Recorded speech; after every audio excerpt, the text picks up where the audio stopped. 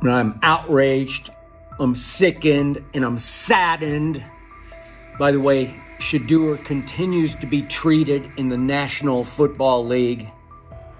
Now by those sorry-ass Browns and sorry-ass Kevin Stefanski. I understand in a situation like that, when it comes to the 3s and 4s that you're playing with that aren't going to be on the squad and not going to make the team, give your quarterback a chance. Okay, you know what? You know they can't hold up that long? Let's play quick game. Let's play quick game just to get Shedeur in the goddamn rhythm. But no, you come out, calling regular offensive plays. When they're at practice, Shedeur Sanders is not their priority. When he is at practice, he was staying hours beforehand, leaving hours later. Shedeur Sanders wasn't just tossed into the game last night, he was dropped into a no-win setup. Nothing about it felt accidental. From his first snap, it looked like one player against the entire machine. The Cleveland Browns, led by head coach Kevin Stefanski, seemed intent on cooling the hype and slowing his momentum. Instead, the plan backfired. The performance and the circumstances around it have sparked a wave of scrutiny, with analysts and reporters now calling out Stefanski and the Browns front office for engineering a preseason situation that stacked the deck against Shedeur. I'm going to answer this question by saying Shedeur Sanders, and I'm going to tell you why. I think he's being set up to... Stephen A. Smith said from the outset that the entire preseason would be engineered to undermine Shedeur Sanders. He argued that even starting the first preseason game was part of a plan to make him stumble, fueling the idea that he's just a 5th-round pick, and validating the skeptics. Whether that blueprint existed before the games kicked off or not, it didn't stop there. Now, attention has turned to Kevin Stefanski and the Cleveland Browns for placing Shedeur in an unfamiliar system and circumstances that set him up to falter. Garrett Bush echoed that criticism, noting that regardless of how hard Shedeur worked before and after practices, he was never treated as a true priority in their plans. When they're at practice, Shedeur Sanders is not their priority. When he is at practice, he was staying hours beforehand, leaving hours later. Kevin Stefanski doubled down, saying his group was executing and placing the responsibility squarely on Shedeur Sanders for the miscues. When pressed on whether having Shedeur work all week with 3rd and 4th team units contributed to the mistakes, Stefanski wouldn't budge. Rather than acknowledge that first team reps might have better prepared a rookie, he waved off the idea and reiterated that his job is to develop young players. But what kind of development plan withholds meaningful snaps with starters, then drops a promising prospect into live action and expects him to run concepts he's never practiced with them? All of our players, Mary Kay, there's things that we can do better, and there's some good moments out there, but that's what our job as coaches, to develop. Skip Bayless weighed in as well, blasting the Cleveland Browns for their handling of Shedeur Sanders and calling it just about the worst approach imaginable. He said the issues fit a troubling pattern under Kevin Stefanski, with Sanders repeatedly mishandled instead of developed. In Bayless's view, this wasn't a one-off mistake. Sanders hasn't been given real opportunities or meaningful support. That treatment has only increased the pressure and made it even harder for him to succeed. And I'm outraged, I'm sickened, and I'm saddened by the way Shedeur continues to be treated in the National Football League. Chad Johnson added that by surrounding Shedeur Sanders with offensive players unlikely to make the roster, Kevin Stefanski effectively stacked the deck against him. He argued that even a quarterback of Tom Brady's caliber would have struggled in that setup. Analysts have echoed the point, putting the blame on the coaching staff for failing to give Shedeur a fair platform to succeed. Ochocinco also warned that critics would soon brand Shedeur a failure and dismiss him as a 5th-string option, while ignoring the core problem, who engineered the situation in the first place. Despite the noise, he framed the backlash as part of a broader effort to drag Shedeur down, noting that some people seem more intent on tearing him apart than acknowledging the circumstances that shaped his performance. You just beat the guy. And that's okay. You get paid, he gets paid. Sometimes Ocho just gonna win because Ocho was just the better player. Sometimes the defensive back is gonna win. He wins some, you win more than you lose. Despite the noise, Shedeur Sanders never criticized head coach Kevin Stefanski or anyone else. He put the outcome on himself and focused on what he could control. He acknowledged there was plenty to clean up and committed to doing the work. He framed it as a learning opportunity, refusing to let one preseason outing define him. Like a veteran, he owned the mistakes, recognizing he needed better eye discipline on those designed runs and smarter decisions to keep the offense on schedule. He even took responsibility for every sack, stating they were on him. The response was measured and mature, reflecting his grasp of the position and his readiness to improve. No, I gotta watch the film, honestly. I can't say what it was. It's definitely different places where I could got my eyes in better spots and got to the progressions quicker and regardless of anything, so all those sacks, they definitely on me. How long can Shedeur Sanders keep absorbing the blame on his own? How long before the decision makers who've steered this process either stand up for him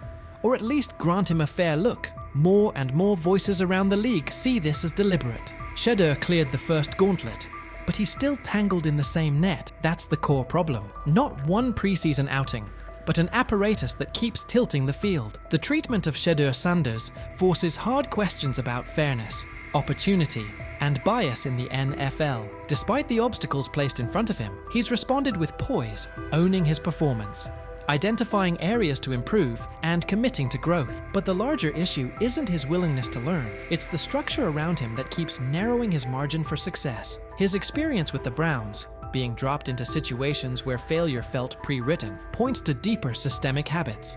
Young players, especially those who don't fit a preferred narrative, get boxed in, judged early, and developed late. This isn't only one quarterback story. It mirrors what countless prospects face when perception, politics, or preconceived roles outweigh on-field evaluation. As analysts and commentators continue to spotlight what's happening, it's clear the conversation about Shedeur Sanders has moved beyond a single depth chart debate. It's about dismantling baked-in biases and delivering a truly even playing field. Shedeur's resilience is real and admirable. The unanswered question is whether the system will evolve fast enough to let players like him do more than survive so they can finally thrive. What do you think? Was out there, I talked to Denzel Ward, Yep. I talked to some, but I didn't say the name. But anyway, I done talked to some people. He looked different. There's a difference when that young bull is out there spinning that ball. You hear me? Mm-hmm. Difference. I'm talking about football. I ain't talking about no media and all that hoopla and all them, on Twitter, they putting up the numbers. Some he was 10 for 12 for 2 touchdowns. I'm talking about when he's at the helm, he looks different. Whether he's going with the first team, second team, or third team.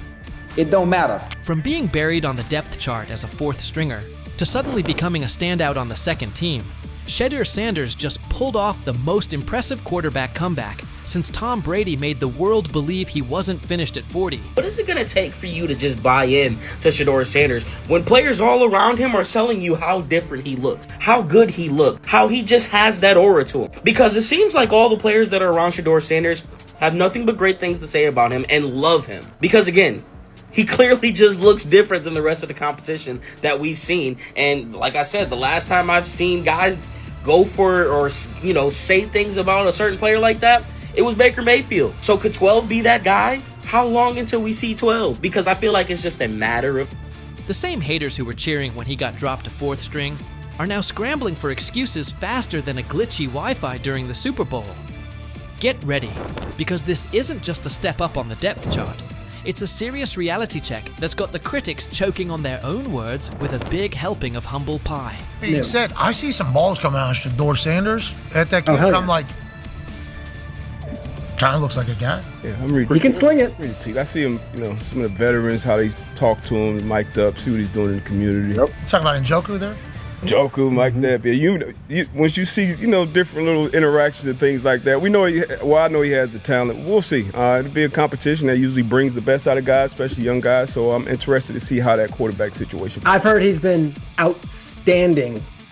The Cleveland Browns training camp just turned into the most talked about event in town.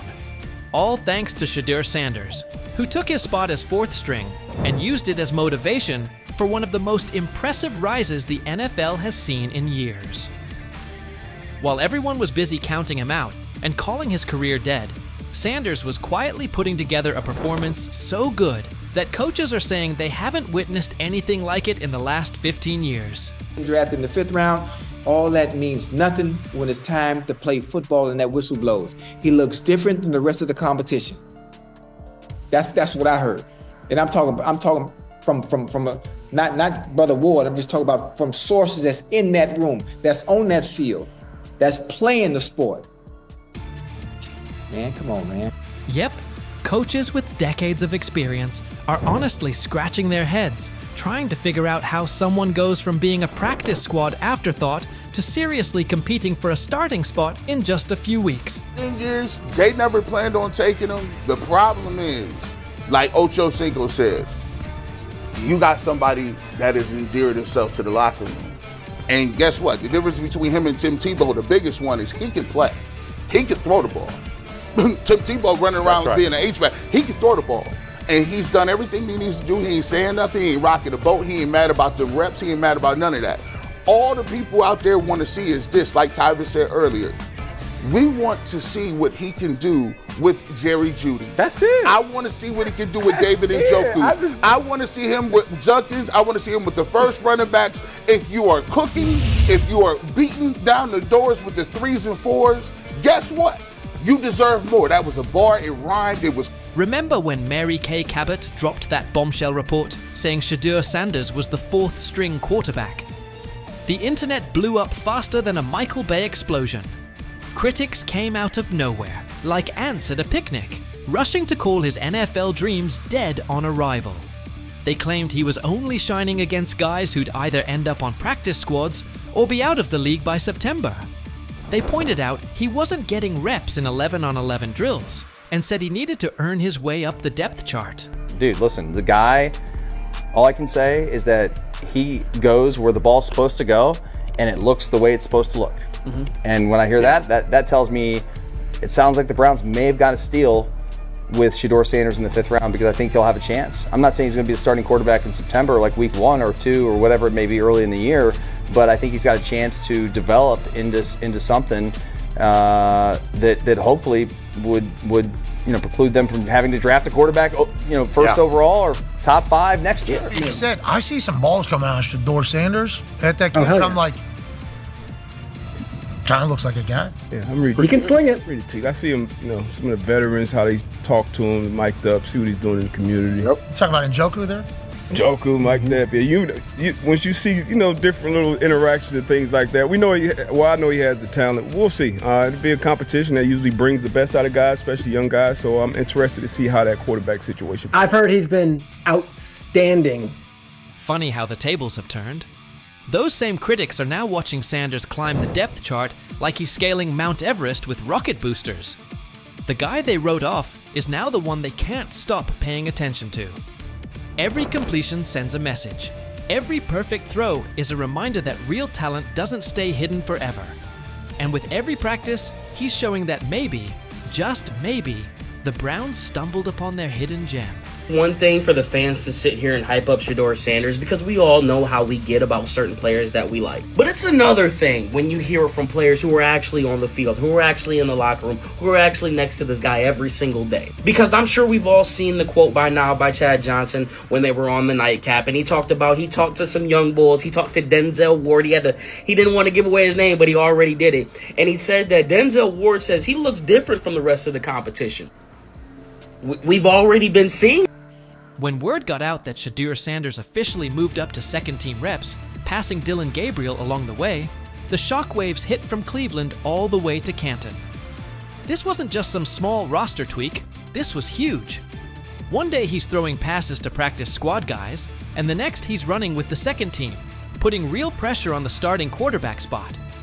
The promotion came after Sanders completely dominated minicamp, showing toughness, leadership, and total control on the field. His passes were right on target, hitting receivers in stride. His decision-making was sharp as a blade, and his grasp of the playbook had coaches nodding like proud parents at a school play. But this wasn't beginner's luck.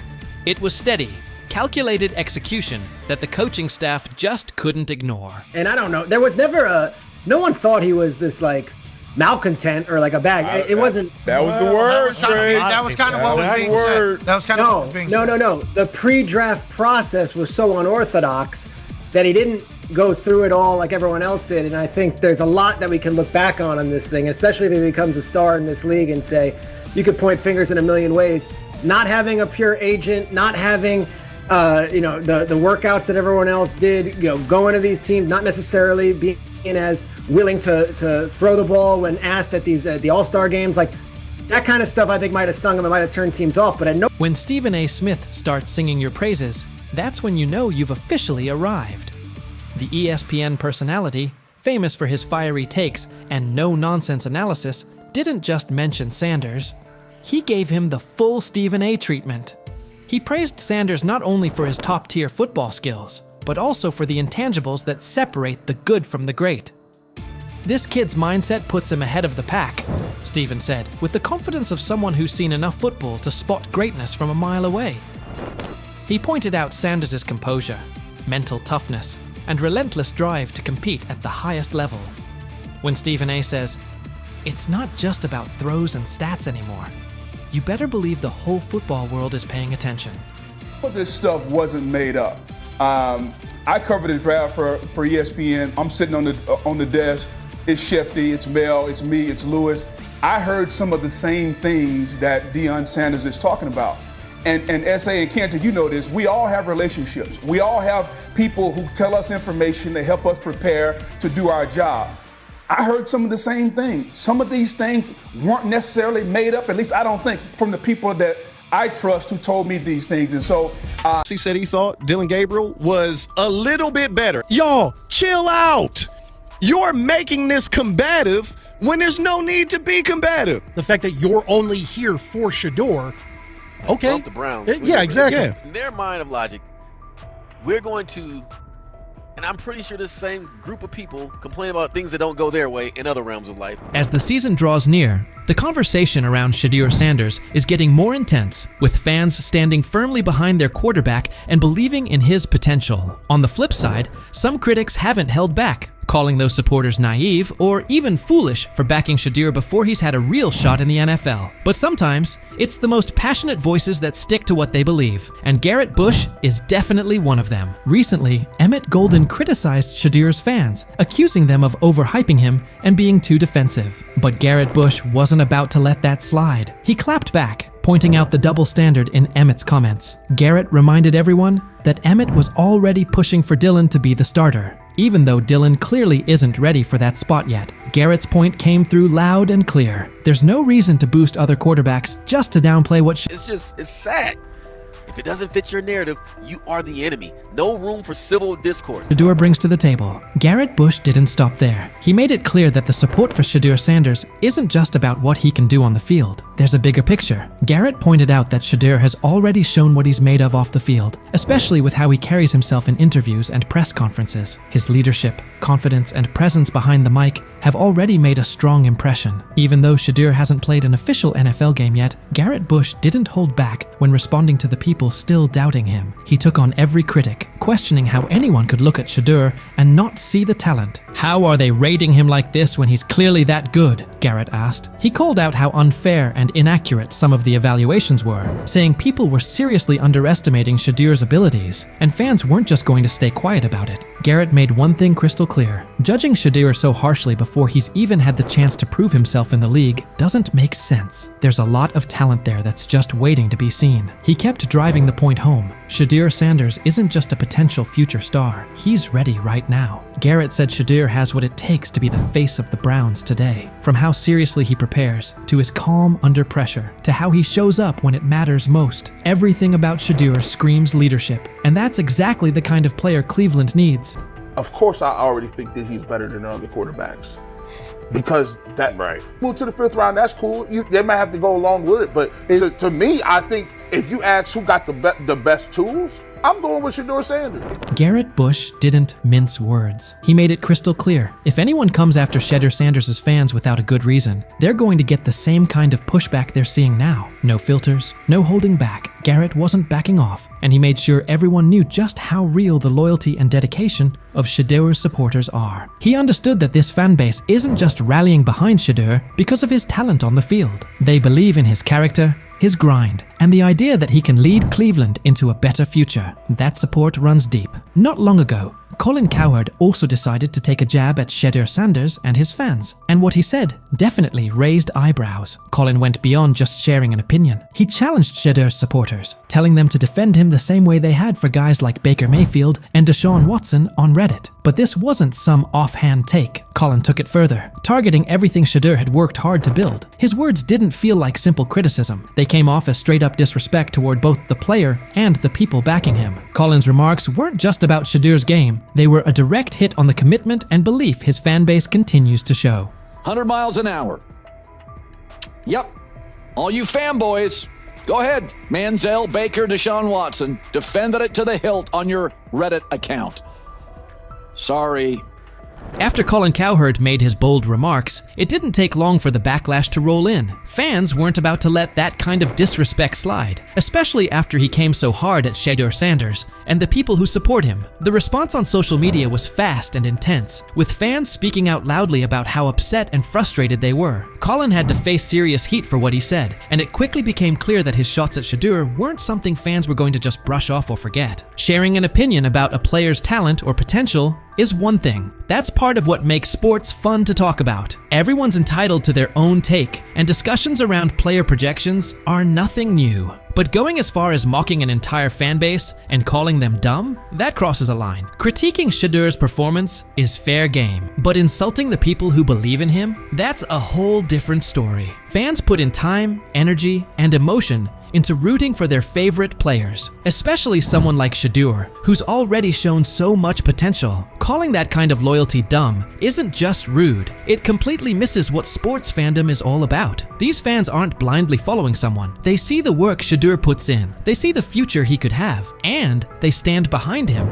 because they truly believe in what he can become. Mocking that belief takes away from the heart of being a fan. People care deeply about Shedeur Sanders, not just for what he can do on the field, but for what he represents. For a lot of fans, this isn't just about football. It's about hope. It's about seeing someone lead their team with strength and determination. The idea of Shedeur stepping up as Cleveland's starting QB isn't just some random dream. It's something fans are emotionally tied to. They want to see him succeed, grow, and become the player they know he's capable of being. For many, the connection goes beyond football. It's personal. It's about loyalty, belief, and holding on to the idea that better days are ahead with Shedeur leading the way.